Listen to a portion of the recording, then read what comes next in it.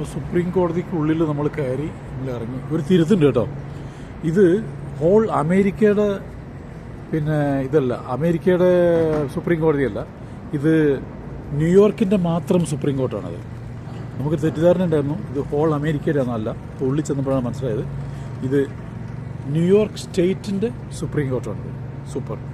ഇതിൻ്റെ ഉള്ളിൽ ക്യാമറ അനുവദനീയമല്ല, പക്ഷേ this gentleman allowed me to take one. Thank you very much.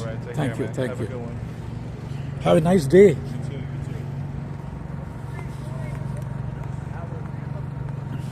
അതിമനോഹരമായ ഈ സുപ്രീം കോടതി ഉണ്ടല്ലോ, നമുക്ക് ഉള്ളിൽ പോയി ഒരു കാര്യം മനസ്സിലായി. എന്താണെന്നറിയോ, ഇവിടെ രാവിലെ ജൂറീസ് വന്നിരിക്കും. 90 ജൂറീസ് അല്ല, നമ്മുടെ എന്താ പറയുക, ജഡ്ജ് എന്നൊക്കെ നമ്മൾ പറയില്ലേ, അവർ വന്നിരിക്കും. വലിയൊരു മുറിയാണ്. അപ്പോൾ ഞാൻ മുറി ഫോട്ടോ എടുക്കാൻ പാടില്ലാത്തതുകൊണ്ട് ഞാൻ എടുത്തില്ല.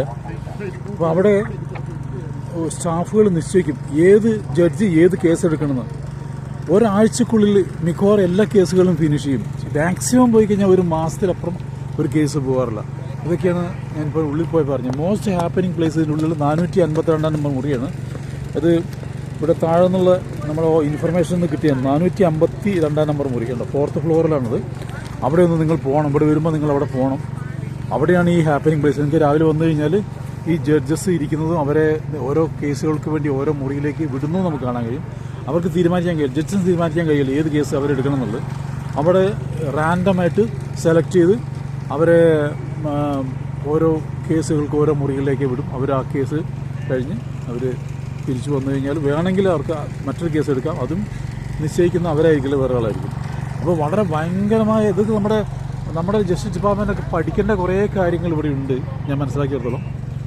അപ്പോൾ ഇവിടെ വന്ന് കഴിയുന്നത് നമ്മുടെയൊക്കെ നാട്ടിലുള്ള ഈ കേസുകൾ ഇങ്ങനെ കറങ്ങിക്കത്തിരിഞ്ഞൊന്നും പോകാൻ പാടില്ല കുറേ കാലം. താഴെ കീഴ്ക്കോടതികൾ തന്നെ തീർപ്പുണ്ടാവണം, ഹൈക്കോടതികൾ തന്നെ പാടില്ല. ശരിക്കും നമ്മുടെ കീഴ്ക്കോടതികൾക്ക് തന്നെ തീരുമാനം ഉണ്ടാവണം. തീരുമാനം ഉണ്ടായിക്കഴിഞ്ഞാൽ പിന്നെ ഇനി മുകളിലേക്ക് പോയി സമയം നീട്ടി ഇങ്ങനെ സമയം കളയാമെന്ന് ആൾക്കാർക്ക് ചിന്തയുള്ളതുകൊണ്ടാണ് കുറ്റകൃത്യങ്ങൾ പെരുകുന്നത്. കേസുകൾക്ക് പെട്ടെന്ന് തീർപ്പുണ്ടാകും. അതിന് കീഴ്ക്കോടതികൾ തന്നെയാണ് വേണ്ടത്. കീഴ്ക്കോടതിയിൽ തന്നെ തീരുമാനം ഉണ്ടാവണം. സുപ്രീം കോടതിയിലേക്കൊക്കെ പോകുന്നതൊക്കെ വളരെ റയർ കേസുകൾ മാത്രമായിരിക്കണം. അതിനും സുപ്രീം കോടതി എന്ന് പറയുന്നത് എല്ലാ കേസുകളും സുപ്രീം കോടതിയിലേക്ക് പോകാൻ അനുവദിക്കാൻ പാടില്ല. വളരെ ചുരുക്കം കേസുകളെ അതിന് അനുവദിക്കാൻ പാടുള്ളൂ. അതിന് തന്നെ കുറേ മാനദണ്ഡങ്ങളൊക്കെ വെക്കേണ്ടതുണ്ട്. അതൊക്കെ ഒരുപാട് മാറ്റങ്ങൾ വരേണ്ടതുണ്ട്. എന്തായാലും